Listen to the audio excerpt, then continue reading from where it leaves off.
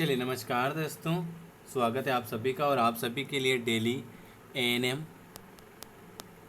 PNST, CGBSE, पीवीएफटी और जितनी भी नर्सिंग एग्ज़ाम है उसकी डेली क्लास चल रही है। जिनको नहीं मिलती है वो मुझे मैसेज कर सकते हैं। ये 2025 के लिए जो अभी नई वैकेंसी आने वाली है। जो नया है चैनल को सब्सक्राइब कर दीजिएगा और डेली क्लास में जुड़ना है तो इस नंबर पर व्हाट्सअप कर दीजिएगा 9753749986 पर। चलिए पहला क्वेश्चन आपके सामने। तो जिनको क्लासें नहीं मिलती हैं वो एक बार मैसेज जरूर करें। लिखा हुआ है आदिम वातावरण क्यों कम हो रहा है। ये अभी जो एग्ज़ाम हुई थी 2023 का एक ओल्ड पेपर है। आदिम वातावरण क्यों कम हो रहा है। हाइड्रोजन परमाणु बहुत कम है, इसके कारण हाइड्रोजन परमाणु सक्रिय थे और कई संख्या में थे, इसके कारण ऑप्शन आपका बी वाला आ जाएगा।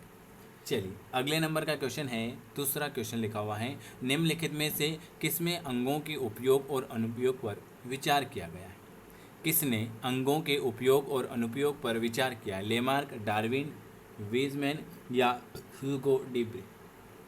बताइए।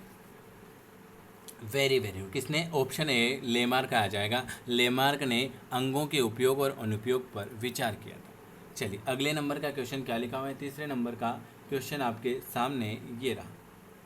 तीसरा क्वेश्चन लिखा हुआ है ड्रोसोफिला की 72 पीढ़ियों को एक वैज्ञानिक ने अंधेरे में रखा था।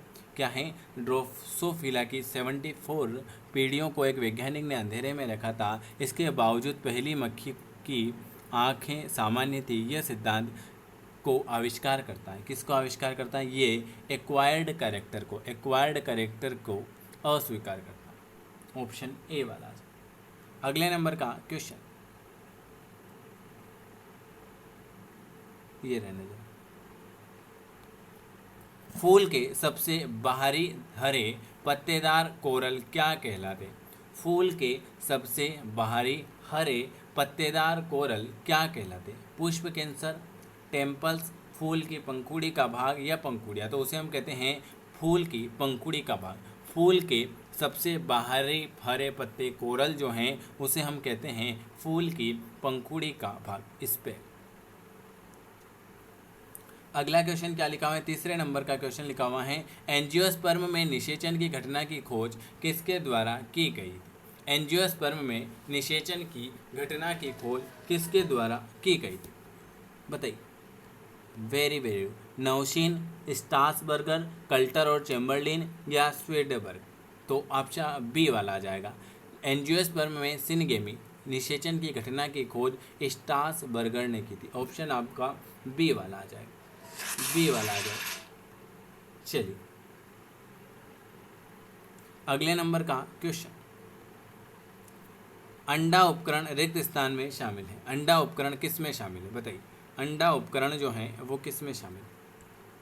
अंडा उपकरण जो है वो है ऑप्शन डी अंडा और सिनर्जिट्स में शामिल है। ऑप्शन आपका डी वाला आ जाए। चलिए अगला है कीट परागकण के लिए फूल के आकार का एक रोचक संशोधन कुछ आर्किड्स में होता है, जिसमें एक नर कीट अपनी प्रजाति की मादा के लिए आर्किड फूल पर पैटर्न का स्खलन करता है और इसके साथ सहवास करने की कोशिश करता है, जिसमें फूल परागकण होता है। इस घटना को आप क्या कहोगे। बताइए। तो इस घटना को हम जो कहेंगे स्यूडोकोपुलेकेशन। क्या कहेंगे। स्यूडोकोपुलेकेशन। ऑप्शन आपका डी वाला आ जाए। चलिए अगले नंबर का क्वेश्चन। मधुमक्खी कृत्रिम कृषि के लिए महत्वपूर्ण क्यों है। मधुमक्खी कृषि के लिए महत्वपूर्ण है क्यों। मोम का उत्पादन करती हैं, शहद का उत्पादन करती हैं, परागकण को रोकती हैं या परागण करती हैं। तो मधुमक्खी कृषि के लिए उपयुक्त है क्योंकि वो परागकण करती है। बीज के अंकुरण के लिए गैर आवश्यक है। बीज के अंकुरण के लिए आवश्यक है लाइट की, रोशनी की, पानी की, हवा की या तापमान की। तो आप सभी को पता है क्या कि बीज के अंकुरण के लिए रोशनी की आवश्यकता होती है, प्रकाश की आवश्यकता होती है। अगला क्वेश्चन दोहरा निषेचन की विशेषता। दोहरा निषेचन टेरिटोफाइट, जिम्नोस्पर्म और एंजियोस्पर्म, ब्रायोफाइडा या आवृत्ति बीज। तो आप सभी को बताएं कि दोहरा निषेचन जो होता है वो आवर्त बीजी में होता है। दोहरा निषेचन आवर्त बीजी, ऑप्शन आपका डी वाला। हरे नारियल का दूधिया पानी तरल चालजा, तरल भ्रूणकोश, तरल न्यूक्लियस या तरल एंडोकर। क्या है? हरे नारियल का दूधिया पानी। हरे नारियल का दूधिया पानी जो हो जाएगा भ्रूणकोश, भ्रूण के खाने योग्य भाग कौन सा है? भ्रूण अंदर।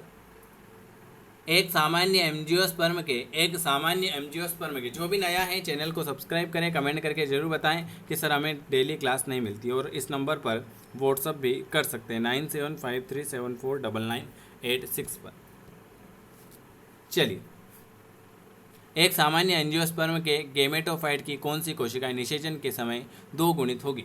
निषेचन के समय 2 गुणित जो हो जाएगी वो आप सभी को पता है बी वाली हो जाएगी, बी वाली माध्यमिक नाभिक। माध्यमिक नाभिक। 8 न्यूक्लिएट भ्रूणकोश होते हैं। 8 न्यूक्लिएट भ्रूणकोश होता है किसमें? टेट्रास्पोरिक में, बिस्पोरिक में, मोनोस्पोरिक में, या दिए गए सभी विकल्प। तो 8 न्यूक्लिएट भ्रूणकोश जो होता है वो आपका होता है इन सभी में होता है। बिस्पोरिक में होता है, मोनोस्पोरिक में होता है, टेट्रोस्पोरिक में होता है, इन सभी में होता है।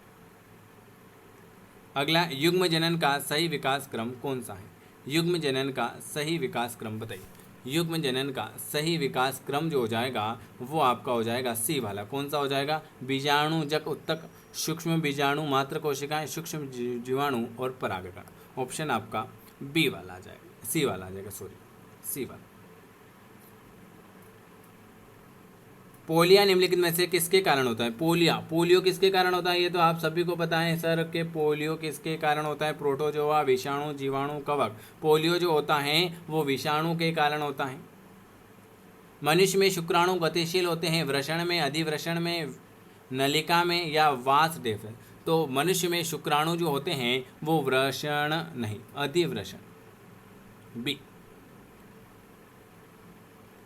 माचिस की रगड़ने वाली सतह पर चूर्णित कांच और थोड़ा लाल लगाते हैं, फास्फोरस लगाते हैं, सिलिकॉन लगाते हैं, आर्सेनिक लगाते हैं या सुरमा। तो आप सभी को बताएं कि माचिस की रगड़ने वाली सतह पर फास्फोरस लगाया जाता है। ऑप्शन आपका ए वाला आ जाएगा। आज मैंने आपको एक और क्वेश्चन कर लेते, 20 क्वेश्चन करवाए हैं। वीडियो कैसा लगा कमेंट जरूर करें, और डेली क्लास नहीं मिलती है तो मैसेज करके जरूर बताएं। चलिए, मानव मादाओं में अर्धसूत्री विभाजन द्वितीय कब तक पूरा नहीं होता?